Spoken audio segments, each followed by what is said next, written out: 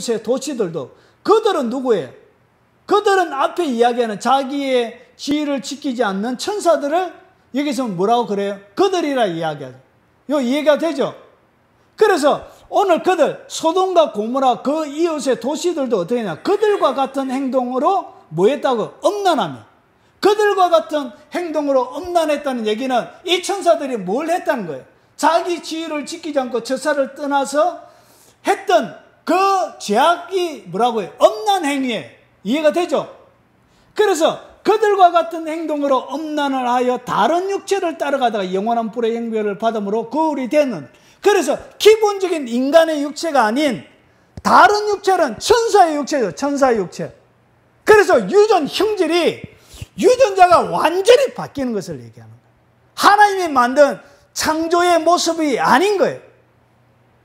그래서 이것을 셋의 자손으로 보면 이 유다서 6, 7절을 뭐 할 수 없다고 해석을 못하는 거예요. 그래서 여기서 뭐가 된다? 하나님의 아들 되는 천사가 되는 거예요. 자, 그래서 이것이 뭐냐? 이 엄난을 함으로 어떻게 했냐? 인간이 유전자가 하나님이 만든 기본적인 유전자가 아닌 완전히 하나님이 만든 창조물이 아닌 다른 창조물로 이 하나님이 만든 땅에 가득 들어차게 되어진 거예요. 그래서 하나님이 범죄한 천사들을 용서하지 아니하시고 지옥에 던져 어두운 구덩이에 두어 심판 때까지 지키게 하셨는데, 자, 에녹스는 그들은 새와 짐승과 땅에 기어다니는 생물과 물고기에게 죄를 범하고 서로 잡아먹으며 피를 빨기 시작하였다. 결국은 어떻게 했냐? 사람만 그렇게 되어진 것이 아니라 누구도 새도 짐승도 땅에 기어다니는 것도, 결국은 공룡도 유전자 변형을 통하여 태어난 거예요. 이 천사들이 유전자 변형을 통하여 태어난 것이 뭐라? 그게 바로 공룡이에요. 자, 그래서 여기서 뭐가 나오냐? 이종교배가 나옵니다. 이종교배. 이종교배는 뭐냐면 종이 다른 거예요. 사람과 침팬지 이런 것처럼. 그래서 뭐냐? 유전자가 완전히 변형이 된 거예요. 그러니까 이것은 하나님 만든 사람이 아닌 거예요. 그리고 이 마귀가 어떻게 했냐? 이 노아가 살고 있는 이 시대에 이 네피림을 통하여서 하나님이 아담과 하와가 범죄하고 나서 셋의, 그리고 아담과 범죄하고 나서 여인의 후손을 통하여 인류를 구원하기를 원했던 거예요. 그런데 인류를 구원하기를 원했는데, 그러면 예수님은 어떻게 태어났냐? 완전한 사람으로 때묻지 않는 순수한 인간의 유전자를 가진 상태로 예수님이 이 땅 가운데 오셔야 되는 거예요. 그런데 어떻게 했냐? 예수님이 이 땅 가운데 오지 못하도록 이 사단이 썼던 계략이 뭐냐? 그 계략이 천사와 여자가 이종교배를 통하여 유전자를 변형시키므로 순수한 예수님이 이 땅 가운데 구원자로 오지 못하도록 방해를 하려고, 방해를 들고 그 예수님의 족보에 이 마귀의 씨앗을 집어넣으려고 그런 일들을 한 것입니다. 그래서 어떻게 했냐? 이 시대에 유전자가 변형되어져 있는 사람들이, 그리고 동물들이 절비하게 돼요. 그래서 하나님이 더 이상 바라볼 수가 없었던 것이죠. 그래서 보세요. 이사야 26장 14절이에요. 14절에 이래 얘기합니다. 그들은 죽었은즉 다시 살지 못하겠고 사망하였은즉. 오늘 보세요. 오늘 여기서 죽는다, 사망이라는 얘기는 똑같은 단어인데 왜 다르게 쓰죠? 이 번역 과정들 가운데 생기는 오류예요. 자, 죽었는데 다시 살지 못하겠고 죽었은즉 이렇게 하면 되는데 사망이라는 단어를 굳이 쓰고 있습니다. 히브리인들이. 그런데 보세요. 이제 일어나지 못할 것이니, 여기서 사망이라는 단어는 히브리 단어로 라파임입니다. 라파임. 라파임인데 성경의 역자가 이 단어를 번역하지 않은 채로 그대로 두었다면 잘못된 해석을 많이 줄일 수 있었을 것인데, 자, 이 구절은 다음과 같이 읽어야 합니다. 죽은 자들, 그들은 다시 살지 못할 것이고, 라파임, 그들은 일어나지 못할 것입니다. 일어나지 못한다는 것은 부활을 얘기합니다. 오늘 이사야 26장에는 뒤에 뭐가 나오냐? 부활과 예수님의 재림, 공중 재림 때에는 휴거에 대한 이야기가 나옵니다. 그래서 그 마지막 시대에 관련되어 있는 내용이에요. 그런데 이 라파임은 뭐 하지 못한다고요? 일어나지 못한대요. 그러면 보세요. 일반적으로 라파임은 네피림의 한 분파로 되어져 있어요. 이해되는데 하나님의 말씀은 그들이 부활에 참여하지 못할 것임을 분명히 이야기해요. 그러면 이 얘기는 뭐냐? 모든 사람은 뭐하죠? 이 세상에 죄를 짓든 짓지 않든 모든 사람들은 부활하죠. 부활하는데 얘들은 뭐가 없다고요? 부활이 없는 거예요. 그러면 이 사람들은 뭐냐? 영혼이 없는 거예요. 영혼이. 영이 없는 거예요. 영. 영이 없는 상태로 창조함을 태어나는 거예요. 그러면 영이 없다. 이 사람들을 갖다 뭐라? 짐승이라 부르죠. 그러니까 짐승과 소와 개와 말과 돼지들과 똑같은 상태. 혼으로만 살아가는 상태가 이것이 뭐라고? 이것이 바로 네피림이고, 그리고 이런 상태, 영혼이 없는 상태로 만들어진 거예요. 영이 없는 상태. 이해가 되죠? 그래서 이들에게는 뭐가 없다? 부활이 없는 거예요. 부활이. 그래서 보세요. 성경에 창세기 6장 3절에 이렇게 설명하는 거예요. 여호와께서 이르되 나의 영이 영원히 사람과 함께하지 아니하니, 나의 영이 사람과 함께하지 아니하니 그들이 뭐가? 육신이랬대. 육신. 그러나 그들의 날은 120년이 되리라 하시네. 결국은 육체가 되어짐으로 더 이상 뭐 할 수 없다. 성령님이 거할 수 없는 유전자를 가지고 있는. 성령님은 뭐와 함께 할 수 없죠? 개와 함께 하지 않죠. 성령님은 소와 함께 하지 않죠. 성령님은 말과 함께 하지 않습니다. 하나님의 형상으로 지어져 있는 그 순수한 유전자를 가지고 있는 그 사람에게만 성령님이 함께하고 하나님의 전으로 거할 수 있게 하나님의 형상으로 만들어져 있는 사람들에게만 누가 들어가요? 성령님이 들어가 거할 수가 있는 거예요. 근데 그들은 하나님의 형상으로 만들어져 있는 순수한 유전자를 가지고 있는 상태가 아니기 때문에 이들이 유전자로 변형이 되어졌기 때문에 뭐가 안 된다고요? 성령님이 거할 수 없는 육체가 되는. 결국은 얘들은 어떻게 하냐? 부활이 없는 상태다. 그냥 죽음의 끝이 나는 거예요. 이런 자들이 누구였다고? 네피림이라는 거예요. 그래서 거인은 뭐가 없다고? 부활이 없는 거예요. 그래서 노아는 당대의 의인이었고 완전한 자라는 얘기는 여러분 이걸 잘 봐야 돼요. 노아가 무슨 선행을 하고 어려운 자라서 당대의 완전한 자가 아니에요. 이것을 히브리 원문으로 보면 이렇게 되어져 있습니다. 노아는 당대의 의인, 완전한 자인데 보세요. 당대의 완전한 자는 말은 그의 윤리적이고 영적인 완전함을 의미하는 것이 아니에요. 그럴 가능성이 없어요. 창세기 9장 20절과 23절에서 그러한 완벽한 반적이 나와요. 이 노아가 뭐하죠? 포도농사를 지어서 술 먹고 빨가벗고 자빠져서 여러분 아들이 보는 앞에서도 결국은 자기가 어떻게 가난을 저주할 원인을 누가 제공해? 노아가 제공하죠. 술을 즐겼던 거예요. 술이 떡이 돼서 필름이 끊어졌던가 봐. 그러면 노아가 완전한 자입니까? 우리와 별반 다를까 없죠. 그런데 보세요. 여기서 보세요.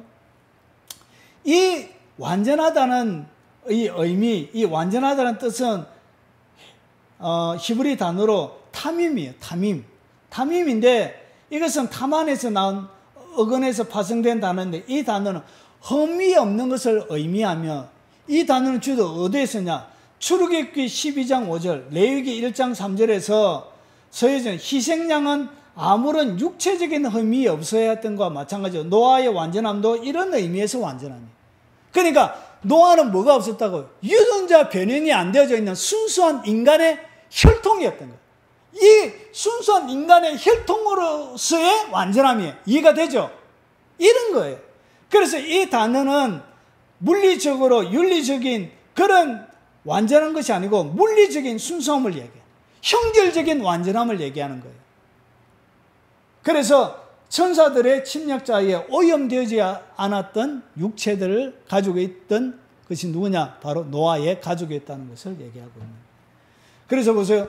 오늘 여기서 이야기하는 이사야 26장 19절을 보면 주의 죽은 자들이 살아나고 그들의 시체들은 일어나리이다. 티끌 가운데 누운 자들이야 너희는 깨어나 노래하라. 주의 이슬은 빛난 이슬이니 땅이 죽은 자를 내어놓으리라.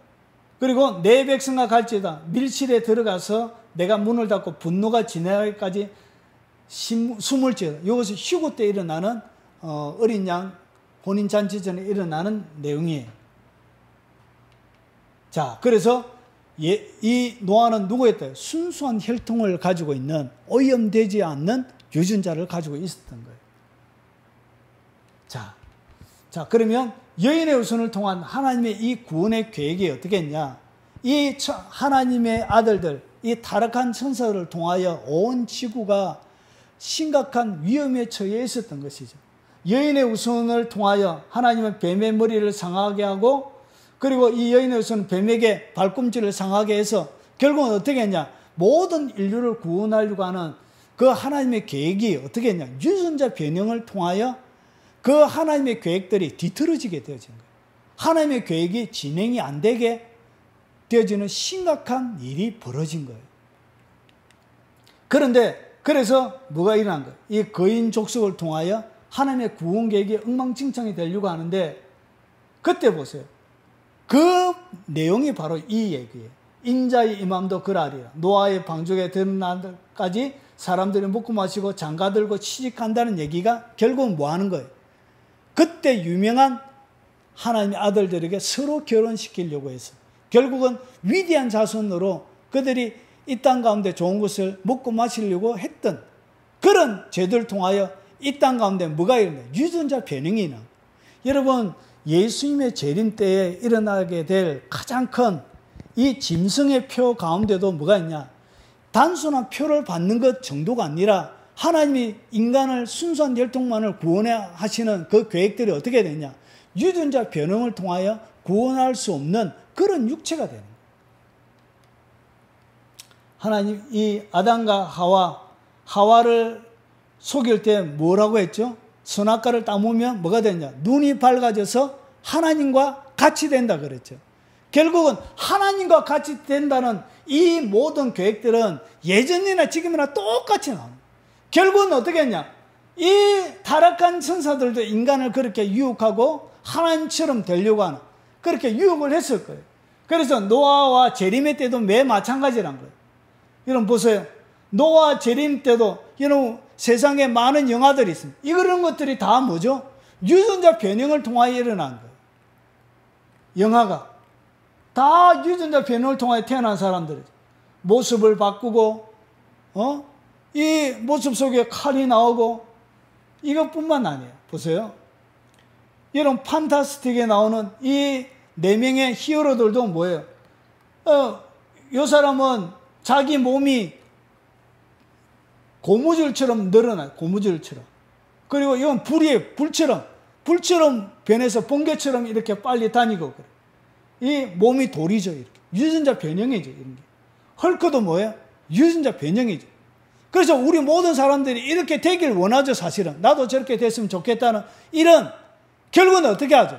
사람들로 하여금 교육하고 있는 거예요. 너희들도 더 좋은 육체를 가지고 있다. 그래서 뭐 해라? 유전자를 바꿔라. 그래서 건강이라는 것들을 앞에 딱 걸어놓고 어떻게 했냐? 유전자를 바꾸는 그런 작업들을 할 거예요. 이것이 마지막 날 노아와 롯의 시대 때 일어났던 것처럼 마지막 예수님의 재림 시대에도 이렇게 일어나요. 그래서 단순한 짐승의 표는 뭐와 연결이 되느냐? 유전자 변형과 연결이 되어져 있는 거예요. 육체가 완전히 예수님이 하나님이 만드신 육체가 아닌 다른 육체가 되는 거예요. 이런 게 다 뭐죠? 죽지도 않아요. 두드려 총 맞아도. 이게 뭐예요? 최근에 나온 블러드사시라는 이 영화인데 여기 보면 폭탄이 터져요. 폭탄이 터져서 몸이 갈기갈기 찢어져요. 그런데 이 몸이 금방 회복이 돼요. 자가 회복이 돼요. 떨어졌던 피부가 다시 달라붙어요. 이렇게. 총 맞아가지고 어떻게 몸이 이게 다 날아가는데 금방 회복이 돼요. 여러분들 이런 육체 되면 좋겠죠? 저도 이런 육체 있으면 한번 받아보겠다. 그런 충동을 받게 되는 거예요. 그래서 유전자 변형을 통하여 더 건강하게, 더 오래 사는 그런 것을 약속하면서 뭘 바꾸는 거예요? 유전자 자체를 바꾸는 거예요. 이런 마지막 시대에 마귀가 쓰는 수법이 바로 이런 거예요. 단순한 짐승의 표 정도가 아니에요. 자, 여러분 잘 되면 뭐가 돼요? 히어로가 되죠. 유전자 변형을 잘하면 히어로가 되는데 유전자 변형이 실패가 하면 뭐가 되죠? 좀비가 되는 거예요. 좀비. 그래서 네피림이 사람을 뭐 했다고 에녹스가 얘기하고 서로 잡아먹었다 그러죠. 그래서 보세요. 딸을 구한다. 어디에서? 팬데믹 어디서 많이 들어봤죠? 코로나19 때문에 일어났던 거. 이게 2018년도에 16년도에 일어났던 것인데 이런 거 유전자 변형을 통하여 전염병을 통하여서 뭐가 바뀐다고? 인간의 형질 자체가 하나님이 만든 유전자가 아니라 전혀 다른 유전자가 만들어지는 거예요. 여러분 이 부산행이라는 영화도 결국 뭐예요? 좀비에 대한 유전자가 바뀌어진 거예요. 여러분 사람만 그런 것이 아니라 동물도 유전자가 바뀌는 거예요.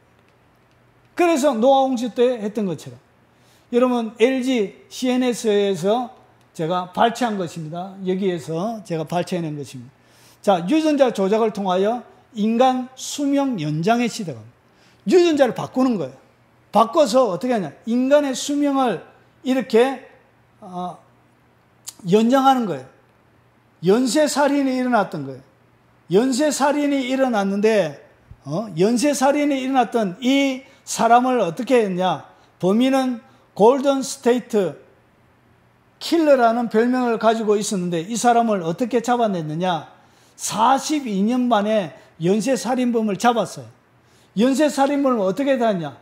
DNA, 그들이 현장에 있던 DNA를 수집해가지고 그 DNA를 확보한 상태에 있었는데 그 DNA 수사 기법이 막 태동할 무렵이었는데 그 기술이 발달하지 않아서 범인을 근거하지 못했어요. 그런데 세월이 흘러 DNA 추적 기술이 발달하고 4차 산업혁명 기술을 통하여서 어떻게 했냐? 개인 DNA를 해독할 수 있는 능력이 발달한 거예요. 그래서 어떻게 했냐? 이 DNA 분석 조사를 통하여 결국 범인을 잡아내게 된 거예요. 언제? 42년 전에 범죄했던 것도 잡아내요. 무엇을 통하여? DNA를 통하여. 그래서 우리의 칫솔, 컵에 여러분의 DNA들이 다 숨어 있습니다. 화장품, 병, 면도기 모든 DNA가 이렇게 들어가 있습니다. 경찰은 개인마다 다른 DNA 특징을 찾아 범죄 용의자, 희생자의 신원을 이렇게 확인하게 되는 거예요. 이것이 지금은 보편화되죠. 그런데 과학이 얼마나 발전했냐? 23andMe 발병 가능성을 줄여줘요. 이 회사 이름이에요. 미국 생명공학 24andMe라는 개인의 침만 있으면 어떤 병에 걸릴 위험이 높은지를 알려줘요. 동시에 무엇을 좋아하고 무엇에 취약한지, 어떤